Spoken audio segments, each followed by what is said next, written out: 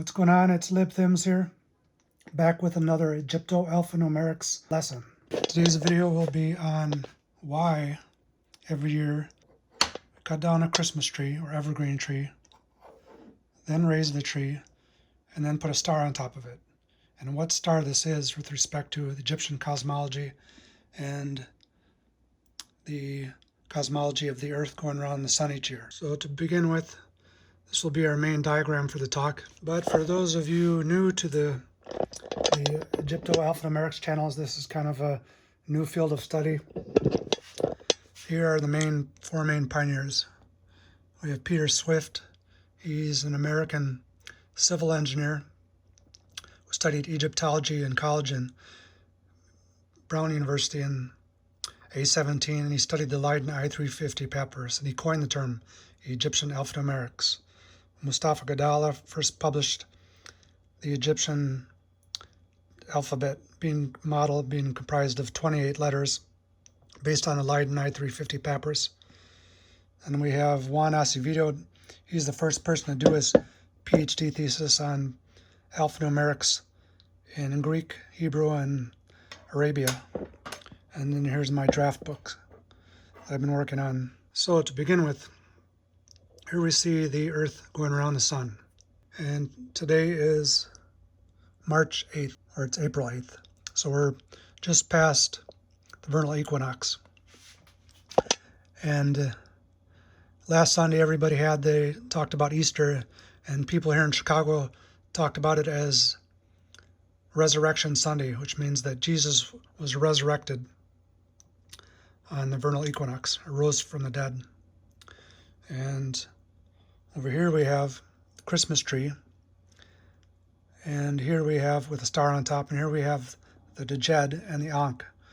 And this is the original star, and this is the original Christmas tree in Egyptian. But for most of the year, the Egyptians viewed these as being out of alignment. So here we have the ecliptic pole, which means this is the pole of the plane of the Earth going around the sun. And the word ecliptic comes from the fact that when the moon rotates in between the Earth and the sun, blocking out the light of the sun, we have a total eclipse. It means that all three are in the same plane. So this is the plane, the ecliptic plane, and this is the North Pole plane, or Polaris plane, which means that this line or pole points upwards to the North Star. So that is what this star is. It's the North Star. Sometimes, or I used to think that the star that was on top of the Christmas tree was Sirius, because Sirius is the brightest star in the sky, but that's incorrect. So the way the story goes, there's two myths of Osiris. Osiris is the Egyptian vegetation god. According to the first myth, Osiris gets chopped up into 7 pieces, or 14 pieces. It gets chopped up at letter 14, or chopped up by Set, who is his brother, evil brother, and he gets thrown into the Nile in 13 pieces. They can't find the 14th piece because that was eaten by a fish. And then Isis later collects all the pieces and turns them into a mummy. So that's myth 1. And that explains the first 14 letters of the alphabet. Now, when we get to letter 15th letter, which is the Djed, and we see that Thoth is on top of here, or the ibis, that's the animal of Thoth. That means this is the calculus column, meaning that the word calculus comes from the Greek word chalix, or if we go to Wiktionary calculus,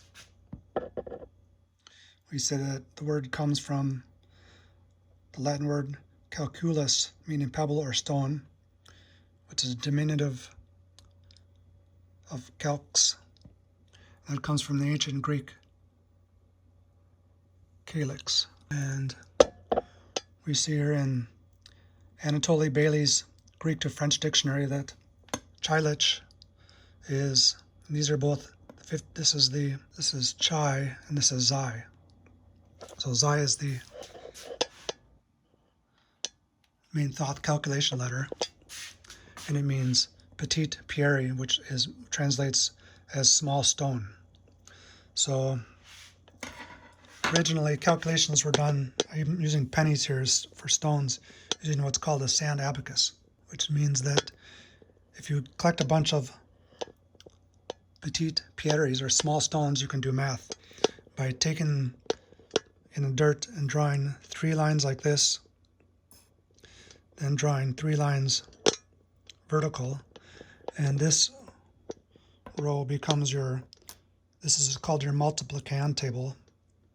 This is your 1 value pebbles. These are your 5 value pebbles. Presumably these would be bigger. You could use all the same size. This is the multiplier. These are your 1 value pebbles, 5 value pebbles, and this is the result. So here we see 8. This is 5 plus 3 1 value pebbles gives you 8. And then likewise we have another 8 here.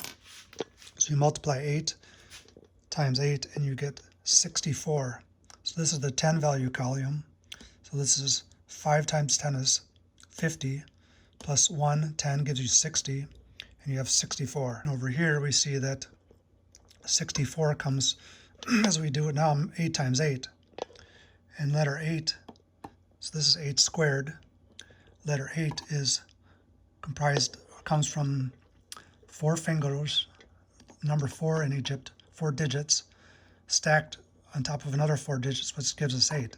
And this is where letter H comes from. And it's thematic of the Egyptian Ogdod, which is the god family of Hermopolis. So if we go to Hermopolis, which is the city of Hermes, who is a rescript of Thoth, you see that the hieroglyphic name for Hermopolis is letter H, pot of water, chick, loaf of bread, and then letter Chi, and then a single digit. So the cipher is that Hermopolis is the city of Thoth, which means calculations come from letter 8, and 8 squared equals 64, which is where the word abacus comes from.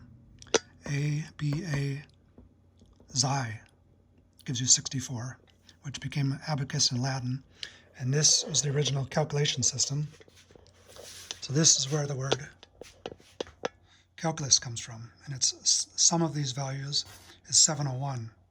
600 plus 1 plus L is 30 plus I is 10 plus Xi is 600 plus A is 1 plus L is 30 plus I, the Horus lightning bolt letter, is 10, and then Xi is 60. So that gives us 701. And the secret name or isonym for calculus is Christmas, which is in Greek or in Egypt was called the Coac festival, which again sums to 701, and it also starts with the Cosmos birth letter, which is here, and this ends in Xi, and this ends in letter K, but they both equal 701. So Christmas is where all the calculations of Thoth are. It means that the ibis, where the calculations are done, at letter Xi, means that the universe is set back in equilibrium when the jet is raised by 23 degrees and the two are aligned on top of each other, which is why we raise the Christmas tree and put the star on top. Meaning that things are back in, Tik is the name of the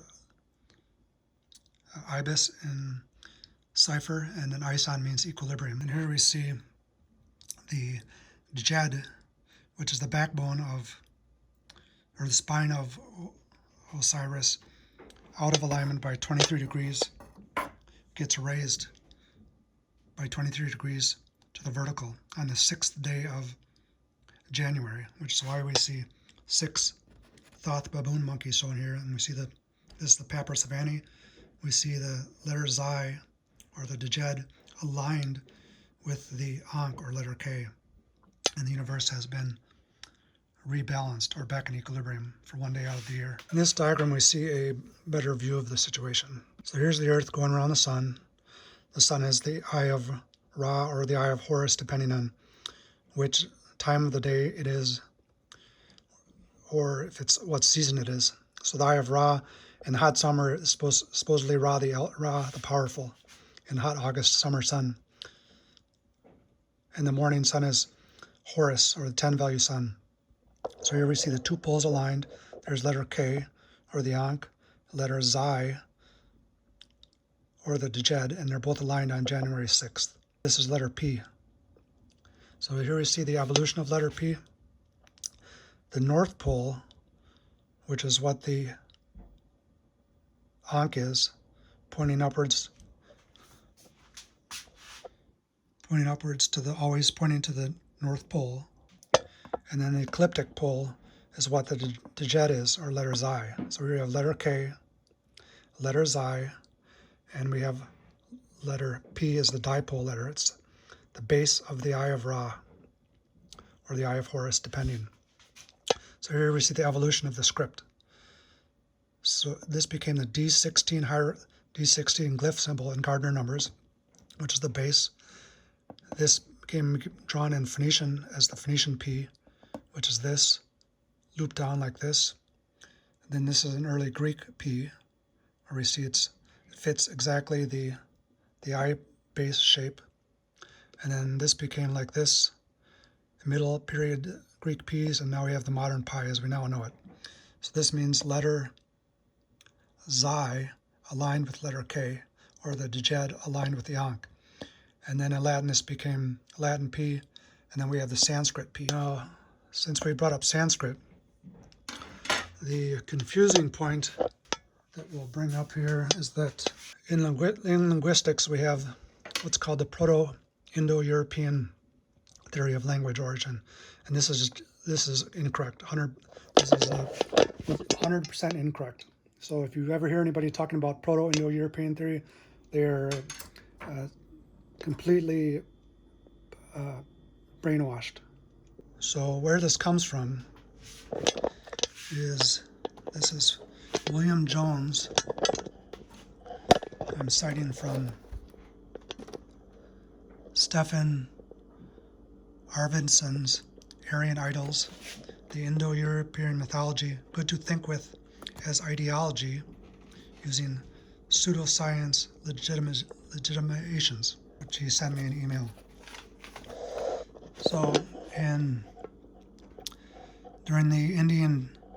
when India was under the control of the English, a number of colonels were sent to India, and they started to learn Sanskrit, and all of a sudden they noticed that words were similar.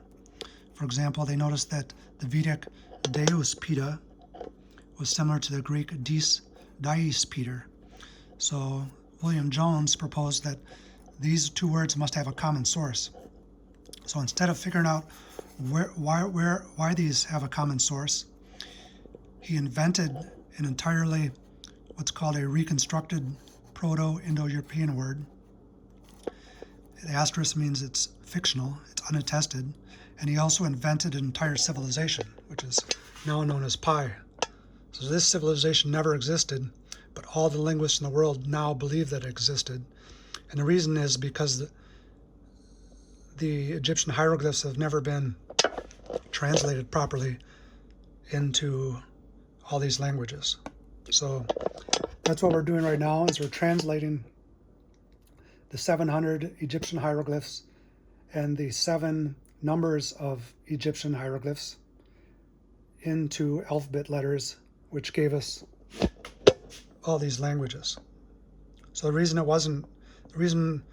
the linguists all believe in this fictional Pi civilization is because when Young started translating the Egyptian hieroglyphs, he didn't believe in the existence of the 28-letter alphabet script. So right now we're confused on two fronts. In Egyptology, they're all confused.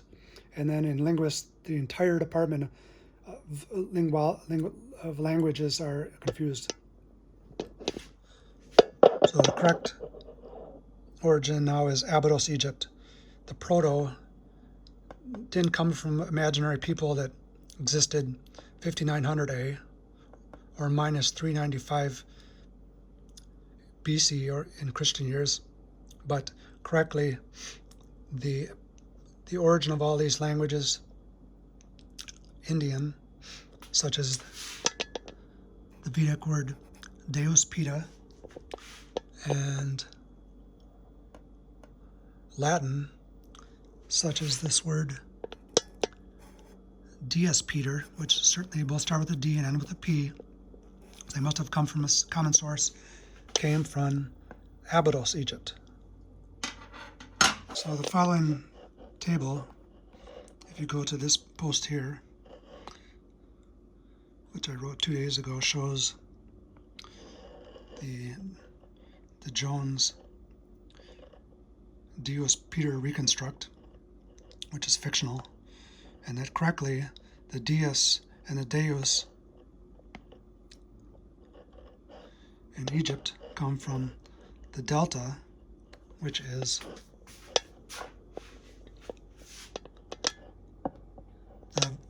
the vaginal triangle of Bet, the star goddess, which is shown here. There's Bet above. Bet is B, Jeb is G, and after they have sex, they have five children, which come out of letter D. So that's where the delta comes from. And then the P of both of these words, Deus Peter in Latin and Deus Pita in Sanskrit. There we see that's the Sanskrit P, which we just looked at. Both come from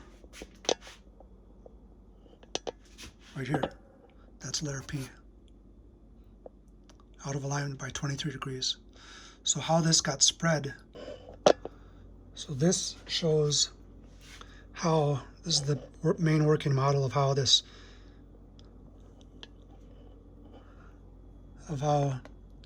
India has a DP word, Deus Peter word, and also Rome has a Deus Peter word. So Sesostris was the Egyptian pharaoh who, at the time of, is reported by Herodotus, he conquered all this territory in yellow, from Ethiopia all the way up past Bulgaria into Ukraine and up. This is where Phasis River is. And then, according to Diodorus and Strabo, he calculated the entire world, which means he calculated all of India. Here we see the Indo-Scythians. He conquered all the Scythians, which are up here. And then, according to other reports, Sesostris, which means this is a cipher for us, the pharaoh as Osiris. And he conquered, so that means there would have been a number of pharaohs, all the way from when the first pyramids were built in 4500 A, and that Sesostris conquered all the way North Africa, all the way to Mauritania, and then upwards into Portugal, because all of this is proved by the fact that there's Egypto lunar script of BC era carved all around the Mediterranean here in the year 2500 A to 2800 A, and then all the way over here. So just like when the Romans conquered the world and made everybody speak Latin, the Egyptians conquered the world and made everybody speak Egyptian, which we now know as lunar script, which are all these letters right here, SYRA, are Egyptian lunar script letters. For example, S is the Egyptian hieroglyph for a snake, L is the Egyptian hieroglyph for the mouth opening tool, and so on. Letter K, Kuwait, is the Ankh. So the Osiris, or the Sesostris pharaoh kings, set up satellite states in all these countries and imprinted on them like a program the Egypto-cosmology basis, which was coded by way of the alphabet. So one question we want to ask is, how in America do we put up Christmas trees? How did this get from Egypt to America? So my ethnicity is 50% German, 25% Swedish, 12.5% Irish, and then 12.5% French Scottish. So the mechanism would have been after the Egypto-lunar script was imprinted in satellite territories, these countries residually absorbed the 28-letter Egypto-lunar script, and then when America was discovered, the Germans, the French, the Irish, and most of Europe moved to America, which is why we now put up Christmas trees in America. Here also we see that one cipher that's been decoded is that the base length of Khufu pyramid is 440 cubits, which in Greek is mu, the word mu. So letter M in Greek is spelled M40 plus Y, which equals 400. So 400 plus 40 equals 440. And that is the base in cubits. This is one royal cubit. This is the length of this in royal cubits, 440, and it also equals the name of Osiris in Greek. Osirin, as reported or spelled by Plutarch, where he says, the wiser of the priests call not only the Nile Osirin, which equals 440, and the sea Typhon, or Typhona, but they simply give the name of Osiris to the whole source and faculty creative of moisture, believing this to be the cause of generation and the substance of life-producing seed. So the seed here is what we're going to talk about. So from one story,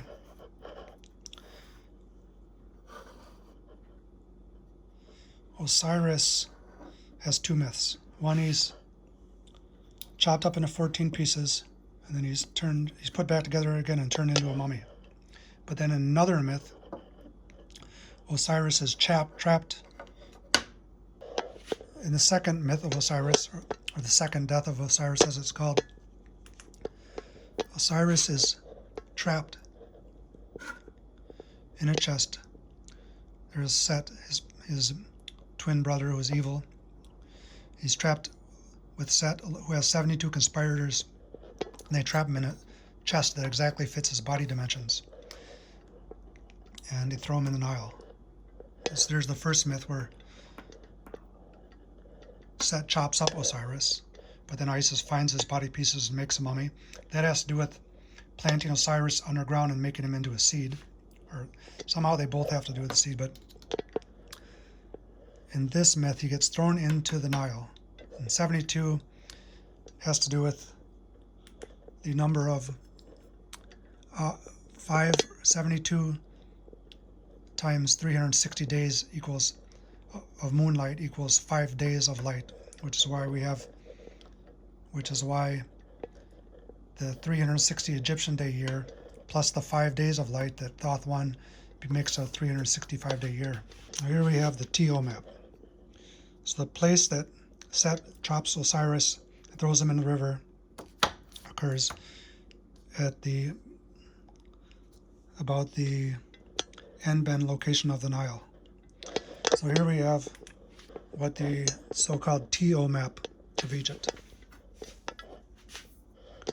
And this is what the Egyptians believed the cosmos used to look like. And this is where letter T comes from and letter O. And here's what the modern geography looks like. So here's the Nile, which is this part. This is the Mediterranean, which is this part of the left branch of the T.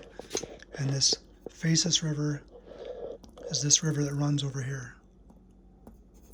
And it was believed to go over this way. So when Thales traveled to Egypt, he came back and drew a map like this. And then his student Anaximander also went to Egypt, came back, and he also drew a similar TO map. So the point of this is that Byblos is at the center of the T. This is supposed to be the center of the circle of the microcosmos. This is the water that surrounds the circle. So Byblos is where Israel is now. So in the story,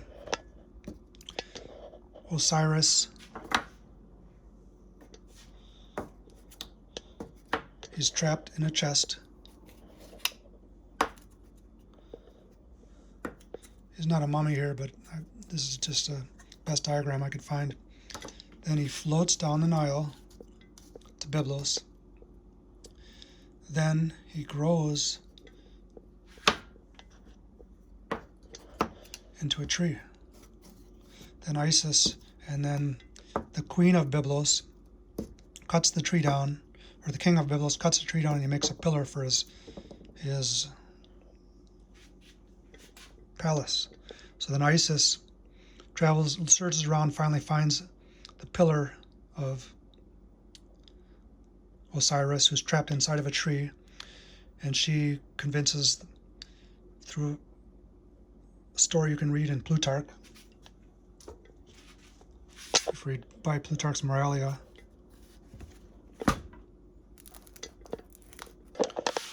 for example, if you go to section 39 of Isis and Osiris, you see that we're told that the story of the shutting up of Osiris into a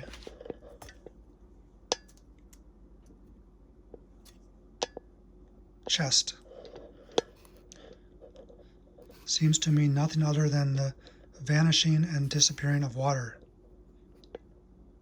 Consequently, they say that the disappearance of Osiris occurred in the month of Athyr, which this translator said is November, at the same time when, owing to the complete cessation of the Etesian winds, the Nile recedes to its low level and the land becomes denuded. So Osiris is shut up in a chest.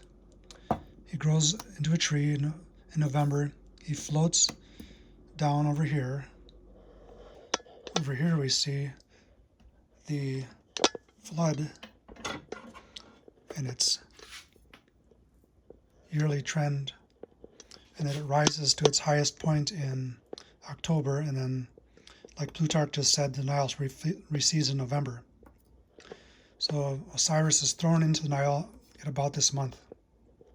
He floats down to Byblos, then grows into an evergreen tree called the tamarisk tree, and Isis finds the tree, cuts it down, and she brings it back to Egypt over here. Then, somehow, the tree turns into the Djed, which is said to be the backbone of Osiris, the spine of Osiris. But the tree is crooked, it's instabilized because Set, his twin brother,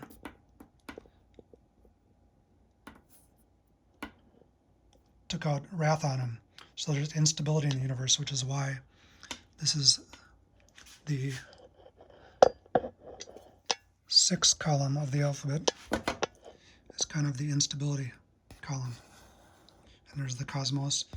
There's letters I, and then we have letter F.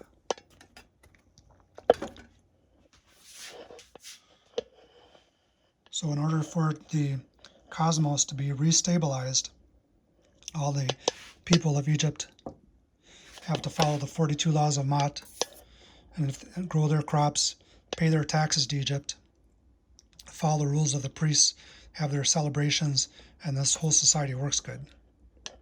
Or the whole Sesostris empire works good. So here we see the pole rotating around, coming towards December over here, and then they're out of alignment. This is about November, when the body of Osiris is thrown into the Nile, and he's coming around here. There's still instability. The sun is decreasing in power, so days are getting colder. The coldest day of the year occurs in December. But then on January 6th, the Jed is raised from this 23-degree angle, and they become aligned. So that means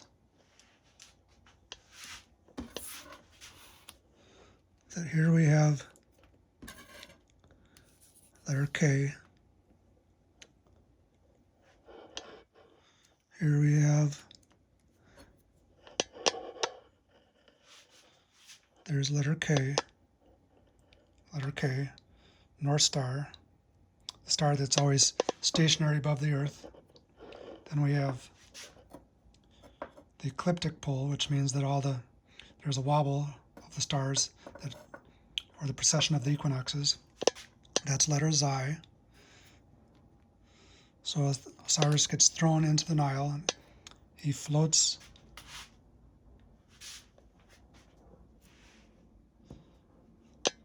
as a Christmas tree, or the Djed, back to Egypt. And then on January 5th, the Egyptians align the two, letter Xi and letter K, or the Djed and the Ankh, and then they erase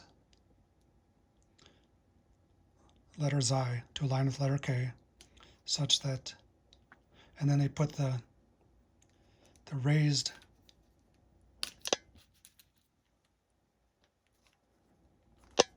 letter K on top of the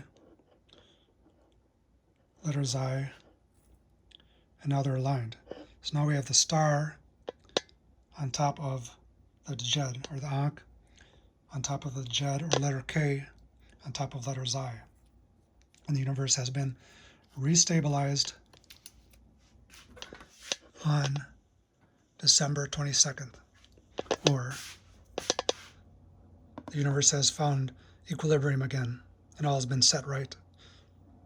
Because if you read the story, Horus is born, and he ends up killing Set, chopping off his head off.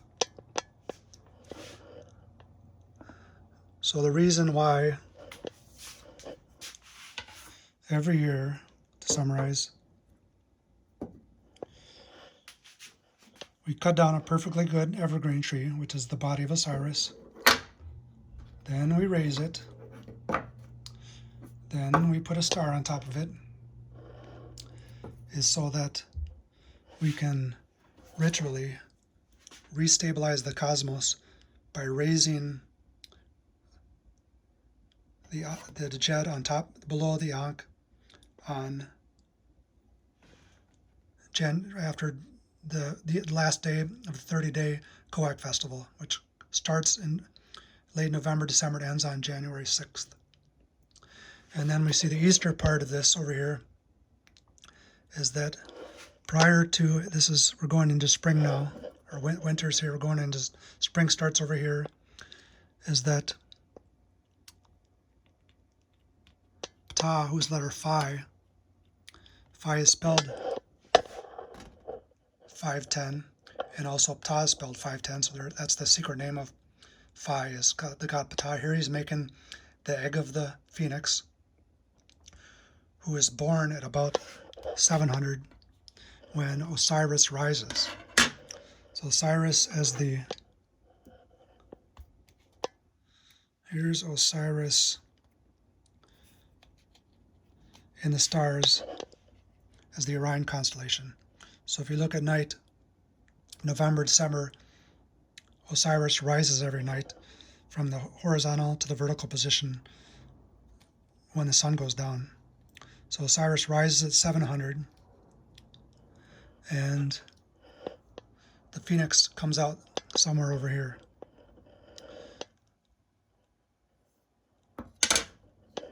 So instead of Ptah making a solar egg at Easter, or somewhere before Easter, we now just have Easter eggs. And I don't really know off the top of my head what the bunny has to do with it, other than bunnies procreate a lot. And the so-called Bacchanalian festival, if you go to this article, which I wrote 12 hours ago. The Egyptian origin of Christmas, i.e. Coak and Easter, we see that the word Easter comes from this term anth, Easter ion, which is what Thucydides in his Histories, page 320, says was practiced by the Ainoans, which are the main Greek who practiced the more sacred version of the Egyptian religion, was where everybody gets naked and has an orgy. So Easter, which means it's something to do with Isis having sex with Osiris. So Osiris turns into a mummy. Isis becomes a mummy.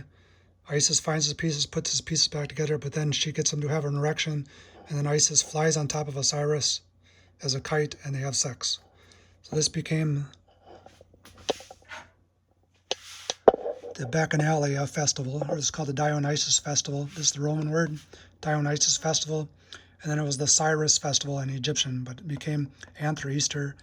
And then in German it became Osteron, and we just call it Easter.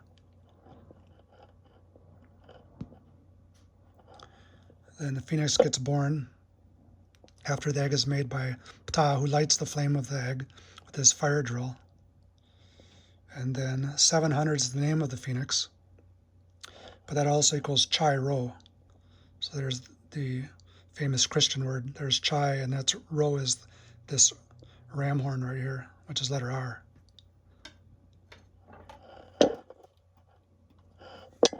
And we see Herodotus says that the phoenix, which equals 700 in word value, comes every 500 years when his father dies. So 500 means that's when Ptah lights the egg of Ptah lights the Easter egg. Ptah lights the Easter egg. He's at the 500 position. He lights the egg of the phoenix. So the phoenix comes every 500 years when his father dies. So his father in this case could either be, the first answer is Osiris, because Osiris, after they have this Bacchanalia festival where everyone has sex, symbolic of Osiris and Isis having sex to make the egg of the phoenix. So Osiris dies, and then the egg of the phoenix is hatched by the egg being made by Ptah, the fire drill god, who lights it with his fire drill. But this is what the priests told Herodotus when he visited Egypt. So we have to sort of re-decode this. There we see the origin of letter P, which is why Sanskrit P and Latin P have the same word, which is where this Dies Peter in Latin and Deus Pete in Vedic are the same, because the Egyptians conquered both territories and printed on them the same Egyptian cosmology. It just got changed differently for each society. All right, so we're almost done with this lecture. But lastly, we're going to take a look at some of the alphabet blocks, because I've just finished making all the way up to letter Xi. So this is one of the things that prompted this video today. I've been working on this for almost 3 months now. So this is the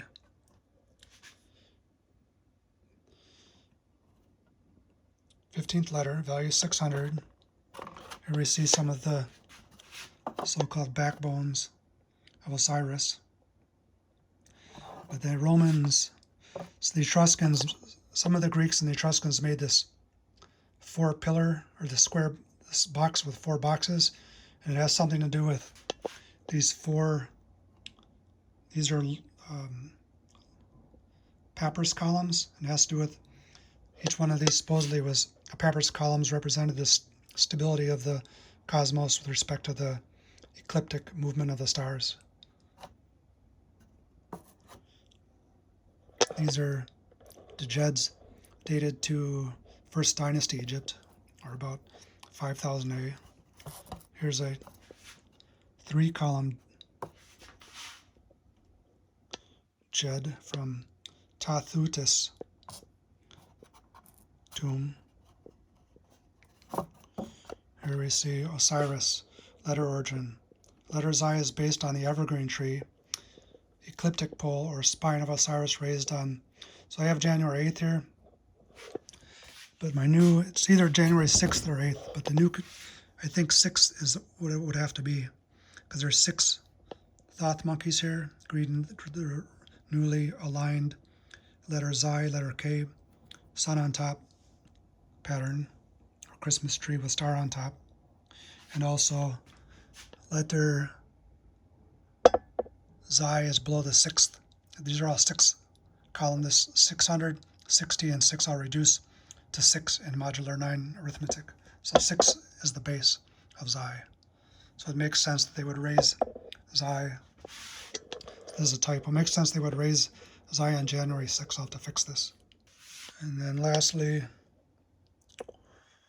here we see the Samos cup letters, where we see letter K. This person is drawing one with 3 bar marks.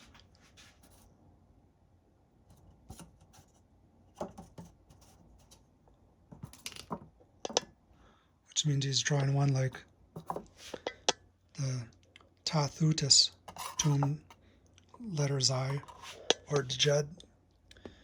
Then here we see letter K. That's the North Pole with the 2 arms of letter K, or the 2 arms of the Ankh. And then we see letter P, that's the dipole. This is the Samos cup, letter P. So this part is the pole, North Pole. This is the ecliptic pole out of alignment, or North Pole, ecliptic pole. So that's it for this video. Hope you enjoyed it. We'll see you next time.